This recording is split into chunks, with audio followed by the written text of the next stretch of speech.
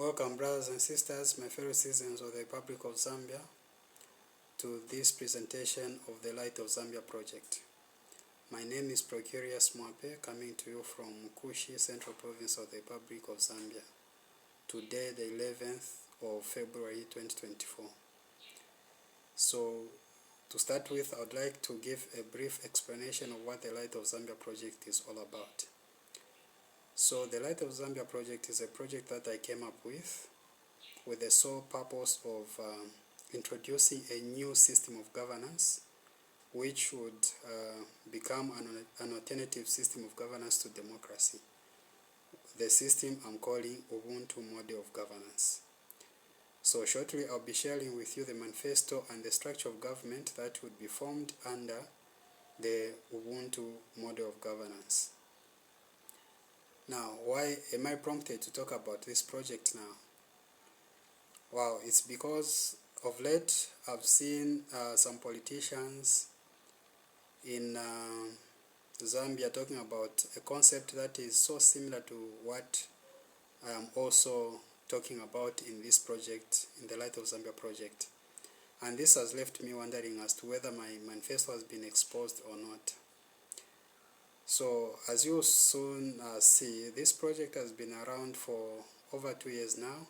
It started in April 2022, and the reason why it has not been coming out, or the reason why it has not been made public, was that I've been developing tools, software programs that would help me manage information once the project commences.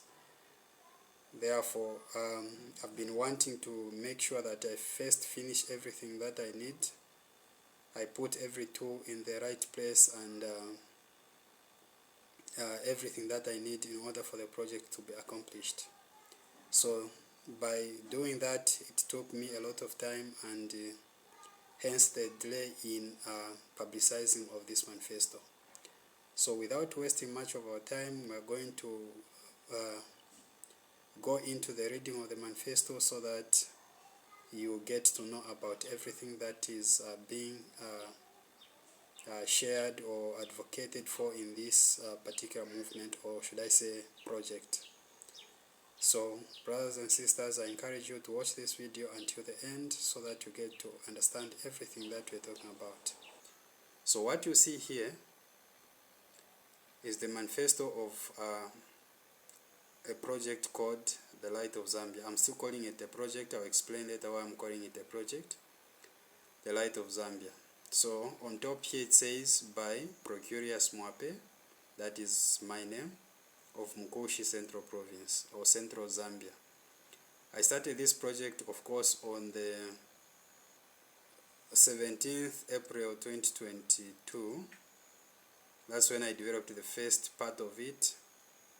Then this particular one, the prose form of the manifesto, came into being on the 17th of September 2022. So this is the date that you can see here. And here you can see there is a phrase saying, "Let there be light." And I know this is quite a common phrase. It's well known by most of the Zambians. Zambia being a Christian nation, you know exactly where I'm getting this clause from. It is when Elohim said, or the creator of all things said, "Let there be light," in the book of Genesis chapter 1 verse 3. And here, as you can see, there is a depiction of light here. Of course, I'm going to explain the logo better when that time comes. For now, I just want to read through the manifesto so that you get to know what is contained in this manifesto. So here you see the table of contents, and we have introduction, statement of problem as to why I thought of coming up with this system of governance, the system of governance that I'm advocating for in this particular project. The solution, how do we solve this problem that we've identified. Implementation of manifesto. So this is how the manifesto is going to be implemented. So we have economics with a number of subsections. And then we have also social affairs with some subsections also in that particular category. Then we are concluding at the end of it all. So To start with, let me start by reading the introduction part of the manifesto. So it reads, the Light of Zambia, LOZ, LOZ, was formed by myself, Proculious Mwape, a male of Mukushi Central Province of Zambia, Lullaby tribe. I saw the need to come up with an alternative philosophy of governance that could work perfectly with the Bantu people by truly embracing the Ubuntu concept of society organization. To avoid frustrations and derailments of visions that most political parties face when formed by multiple persons due to power struggle, and based on the nature of model of governance being suggested in this project, I have decided to take it upon myself, the vision conceiver and carrier, to implement my vision about my understanding of the Ubuntu philosophy of governance. So, statement of problem. Being over 35 years old now, I've had enough time to observe and conclude that the way democracy is being implemented as the model of governance by most Bantu states in Africa leaves much to be desired. In a greater sense, this has been a perfect tool for promoting neo-colonialism. I've noticed that democracy is actually a system that is designed on the principle of divide and rule. Citizens are first detached from their tribal groupings, then miscellaneously regrouped, mixing different cultures and traditions, which makes it very difficult for politicians to agree on most issues. According to my analysis, this leaves a loophole for external forces to have an entry point in any country where democracy is practiced, especially those countries having the status of developing nation, because any political faction of that nation could establish an agreement with any foreign force to finance their political campaigns. Now, we know that there is no such a thing as free lunch. Therefore, when the financed political party forms government, these foreign financing forces will assume the powers of shadow government, which will be dictating policy formulation and implementation in that slave country in their favor, leaving the citizens' desires unattended to. So that is the statement of problem. Solution. To solve this problem alluded to above, I decided to find a way of implementing the Ubuntu concept of governance by establishing a political movement known as Light of Zambia, LOZ, which I will use to get to the position of President of the Republic of Zambia constitutionally. The Ubuntu concept emphasizes that governance is supposed to be fully anchored on communities, so that, for example, the Lala people should be ruled by their own tribesmen. This brings a sense of protection amongst the citizenry. On the other hand, cultivating sense of responsibility for taking good care of each other in the community. Unlike the current situation where you have persons of another tribe representing people of a tribe he or she does not belong to, making such representatives to be so capitalistic-minded, thereby becoming overnight millionaires. To eradicate this, once voted into power, the Light of Zambia, LOZ, government shall declare all land within the borders of Zambia as customary land, no state land, and move all local government and constituency activities to chiefdoms, while Zambia itself shall be declared a kingdom under the name United Kingdom of Zambia. Of course, I'm going to share with you, my fellow citizens, on how this is going to be achieved. So there is a plan of action that I need to explain in order for you to understand how this declaration is going to come into play. I know that every person in Zambia, I've continued, I'm here. I know that every person in Zambia belongs to a family, then a tribe. And none of these two institutions is democratic but monarchy in nature. So should be the governing of a nation be. No one would wish to practice democracy in his house. Therefore, it is under a monarch, chief. That is where democracy should be used as a way of governance, because people at this level are ethnically and biologically related to each other. And this minimizes political conflicts that arise due to tribal supremacist ideologies that are experienced during electoral campaigns in the current governance system.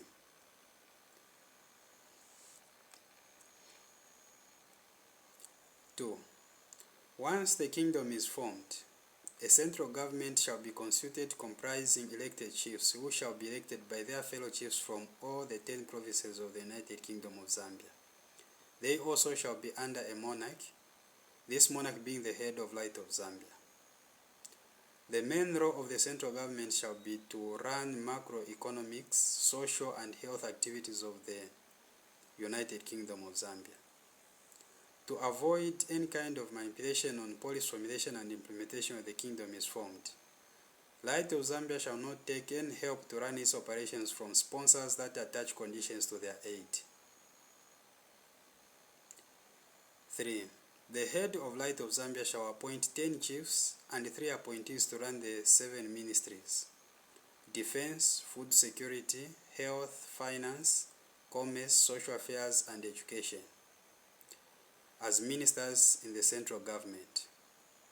This cabinet of 13 members headed by the head of Light of Zambia shall take recommendations from the Council of 70 about the most pertinent issues that central government should focus on, and they shall ensure equal distribution of resources in the entire kingdom. Manifesto implementation.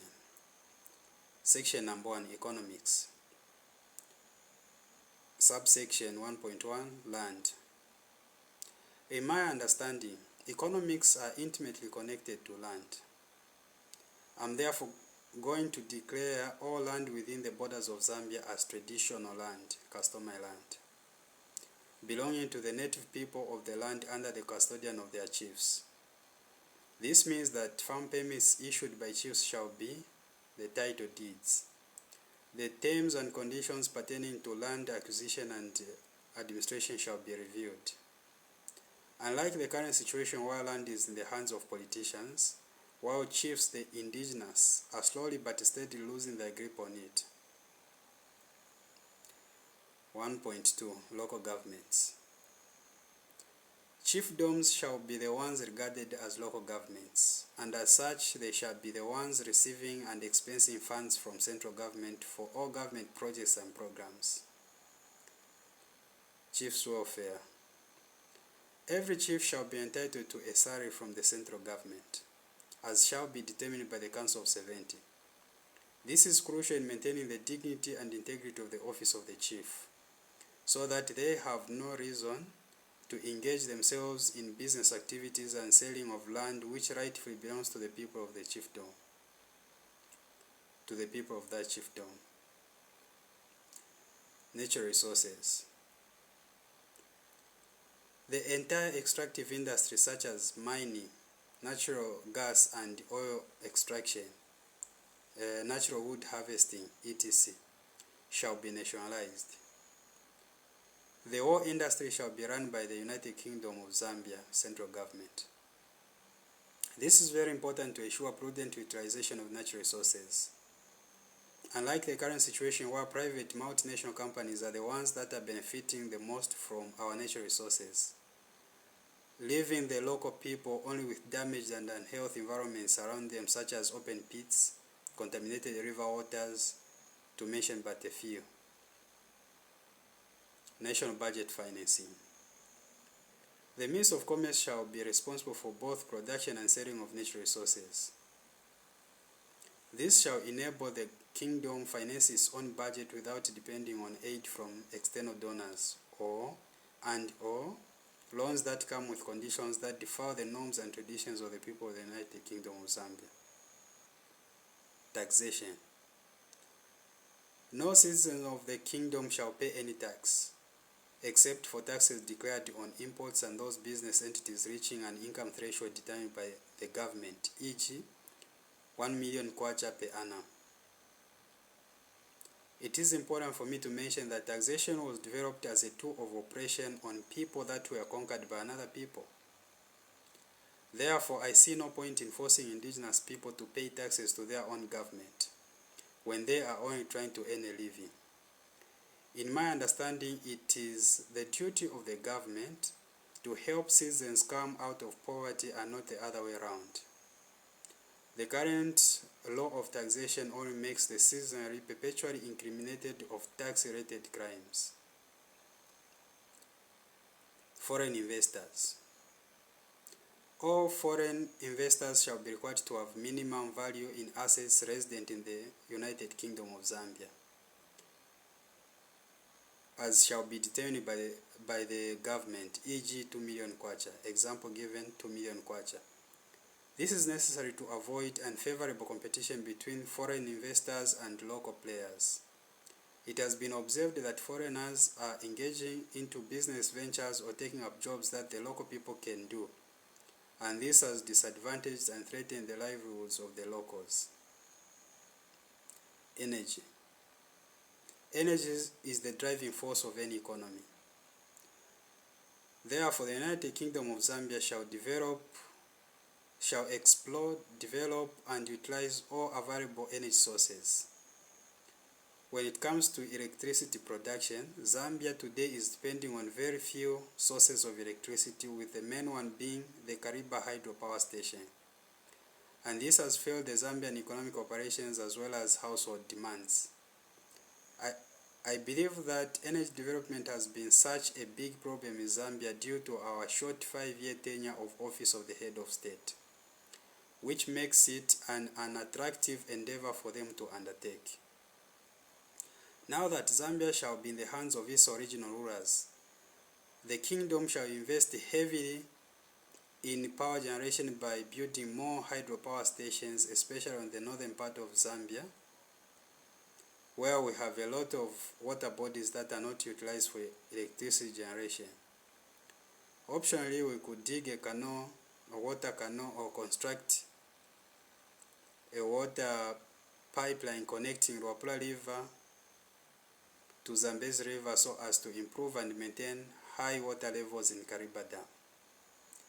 In order to mitigate the escalation of fuel prices, the kingdom shall in the long term invest into oil exploration so that we could start producing our own oil. In the short term, the kingdom shall find a cheaper source of oil from within the continent of Africa, such as Angola and or Nigeria. Education. It is observed that every government that comes into power in Zambia talks about reviewing and revising of the educational curriculum. Mostly this rhetoric ends up in only splitting or merging the educational line ministries. However, it is well understood that quality education is a cardinal economic driver. Therefore, once the kingdom is formed, the education sector shall receive special attention to make sure that we develop and deploy a curriculum that shall be able to make our students focus on their prospective careers, which subsequently shall make them industrious and contribute to the national domestic product, GDP of the kingdom.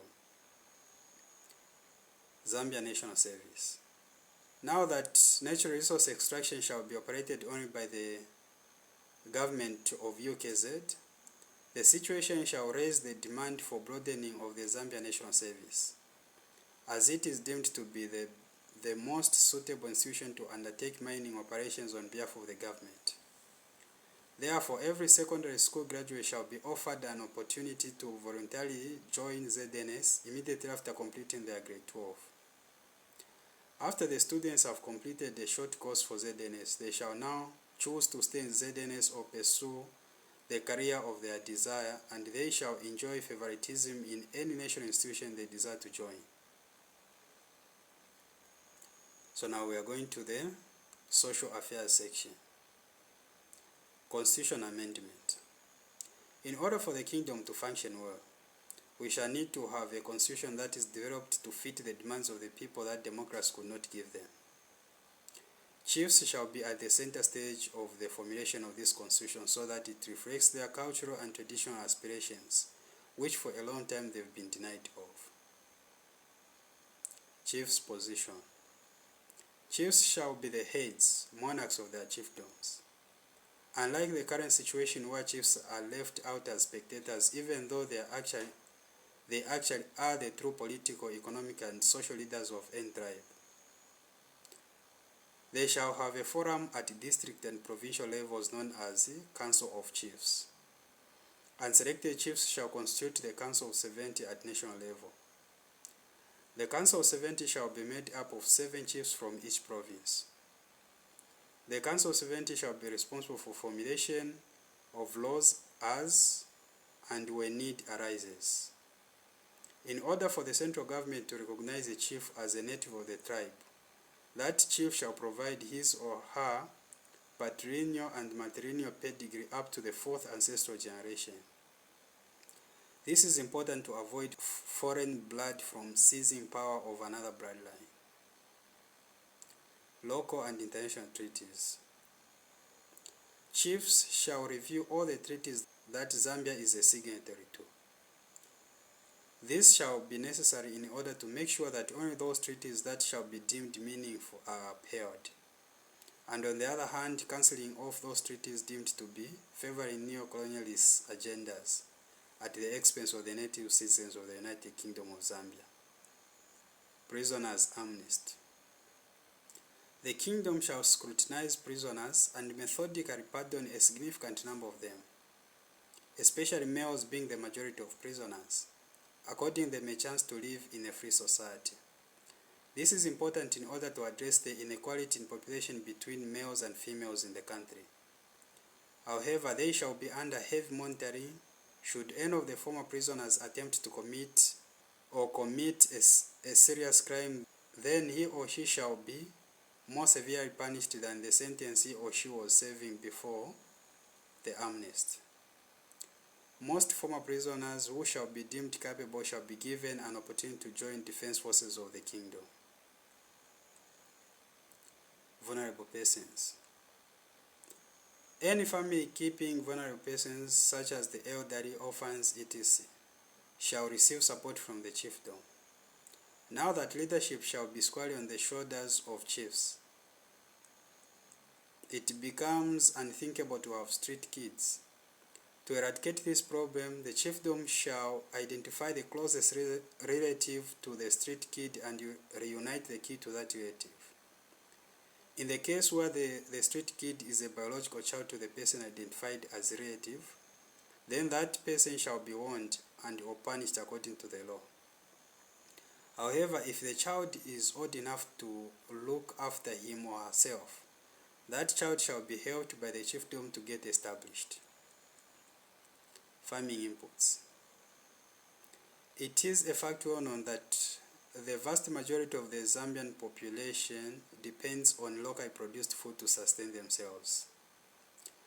This means the government of Zambia should find ways to help the citizenry produce this food by making inputs such as fertilizers, seeds, etc. cheap and abundantly available on time. In order to achieve this, the kingdom shall revamp the nitrogen chemicals of Zambia, NCZ, for fertilizer production in the short run. In the long run, the kingdom shall set up such factories in each province or expand the capacity of NCZ to efficiently cater for all the 10 provinces of the kingdom. Now that fertilizer shall be locally produced, this will drastically reduce the price of these commodities, subsequently improving food security at both household and national level.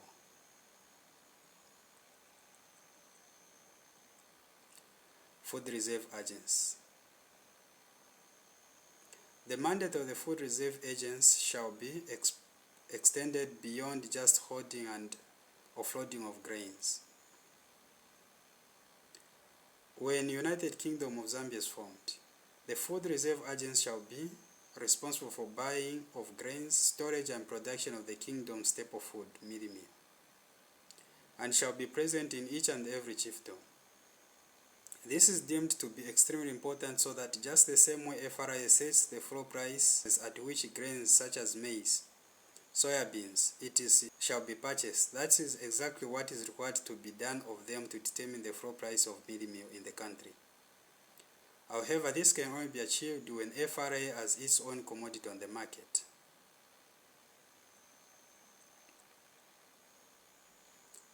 It has been noticed that FRA has been offloading maize to millers, but to the surprise of Zambians, this has never helped in the reduction of the price of the much needed commodity of meal. in part because these millers buying the maize grains from FRI are private millers. Therefore, they look for greater profit margins. As a result, they export most of their meal produced, leaving a huge shortage of the commodity in the country. I expect some Zambians to raise their eyebrows on this price control mechanism alluded to above. Now imagine if all healthcare providers in our country were private. How many would be affording to access health services? Medicine research and development. Health is one other important facet of nation development. And as such, we have to make sure that we know what we use as medicine that is produced by ourselves for ourselves. We should not forget that we healed ourselves even before the coming of conventional medicine.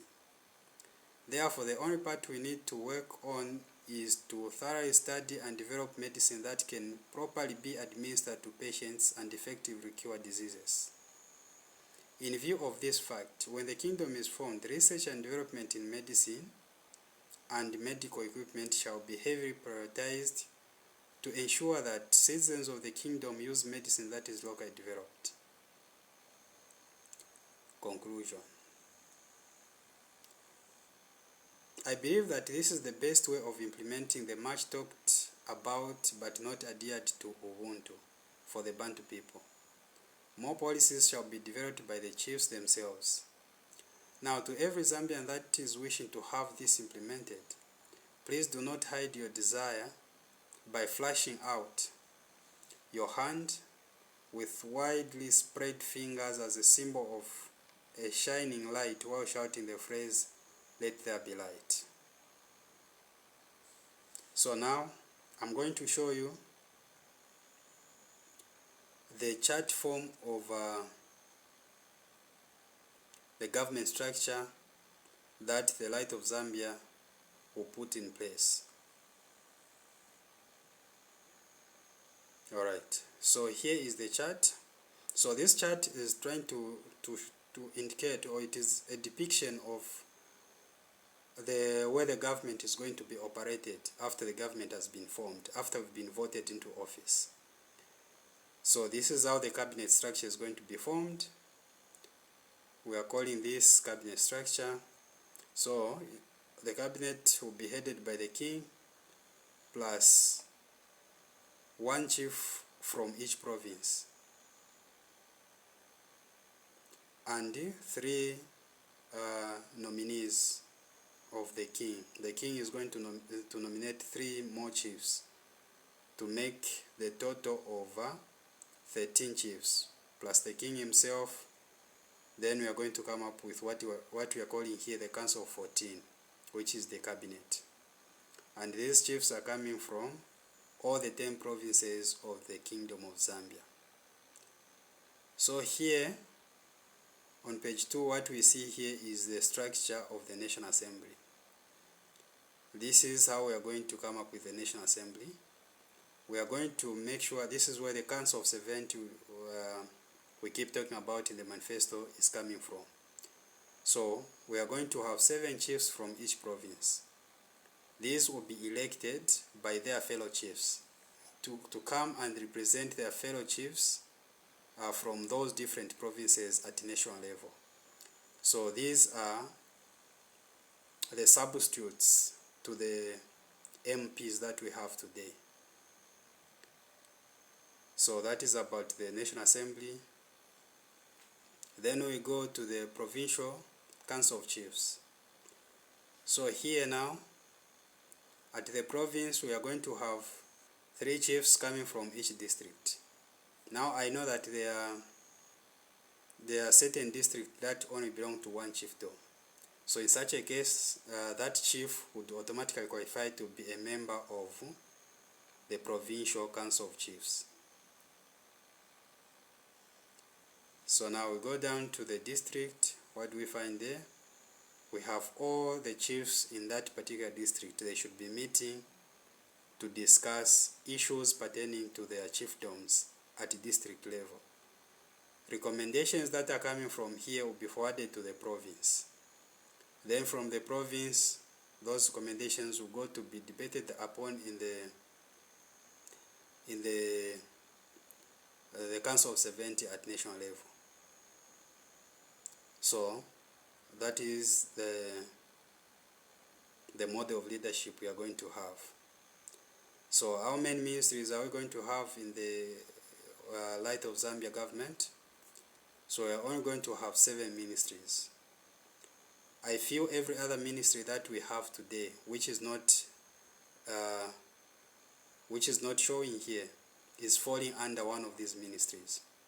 Otherwise, what I've noticed, we've just been duplicating ministries. One ministry could be split into 4 or 5, and I think that is a burden on our treasury.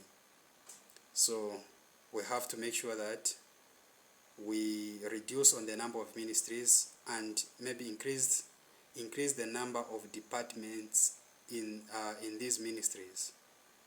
So the ministries that I'm seeing to be cardinal, those that I see to be very crucial, that they must be there, are the Ministry of Food Security, Ministry of Defense, Ministry of Education, Ministry of Commerce, Ministry of Social Affairs, Ministry of Health, Ministry of Finance, and every other ministry that is not mentioned here belongs to one of these. And these will be run by the Council of 14, the Cabinet. Budget financing. So how are we going to finance the operations of these ministries? So the whole extractive industry shall be operated by the state and shall raise over 90% of funds to finance the national budget. So because we are going to nationalize the entire extractive industry, that will give us a lot of capacity to finance our own budget. Taxes from corporations with turnover, e.g. 1 million plus. So those corporations with turnover reaching to 1 million per annum going up, those are supposed to be paying taxes to the government of the United Kingdom of Zambia. No individual shall pay tax or toll fees except for import taxes. So import taxes will also be contributing to our national budget financing. Foreign investors must have 2 million kwacha in assets in Zambia and shall pay taxes. So every foreign investor shall be required to pay tax. Political, social, and economic operations. So this is about how are we going to organize our government, politically, socially, and economically. All land shall be declared traditional.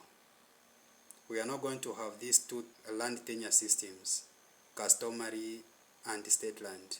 We are only going to have one, namely customary land, because all land shall belong to the chiefs.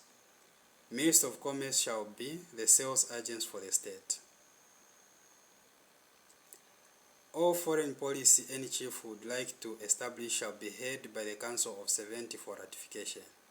What we are saying here is that there is no chief that will have power to engage into foreign issues without those issues being ratified by the Council of 70, which is that group of chiefs that are meeting at national level. The Council of 70 shall elect a chieftain from within the council. So among the chiefs that are going to constitute the Council of 70, one of them is going to become the chairperson or the speaker of that house. The Council of 13 shall be the king's ministers. So government shall help citizens in exporting of goods and services. So because what we are looking forward is to be able to produce enough for our economy and even for the economies outside our country. Therefore, we should find a deliberate way of helping our citizens export the excess that we'll be having in our country to other countries, by so doing raking in forex, and that will help our kwacha or our currency appreciate against the major convertible currencies. So basically this is what we're talking about in this manifesto, and this is what I would like to see happening in our country, because I believe once we get here, then we are going to feel the positive impact of our resources. Especially it will be felt everywhere, unlike the current situation where only a few people are benefiting from these mines. So we are saying that is not the way to go, that is not sustainable. We have to find a way of managing these resources very well and prudently, so that they benefit every citizen of the Kingdom of Zambia. So now, shortly I'm going to be sharing with you the reason why this project has taken long for it to come out. It's because I've been working on tools that would help me see to it that this project is a success. And like I said, this is going to be a movement, a political movement, and not a political party. So it will have no non-political party structures. And because of that, I thought of coming up with systems that would help me organize data, manage data properly, and be able to know how many people are for the idea and how many people are against, possibly, so that it helps me make that informed decision even when I'm disseminating this information to the public out there. So until then, I say, let there be light. So what you see here on the screen is the program I'm calling Light of Zambia Information Management System. So with this one, as you can see, of course, it is only loaded with demo data. So it shows how things are going to be happening when I'm going out there, when I'm disseminating the information about this manifesto.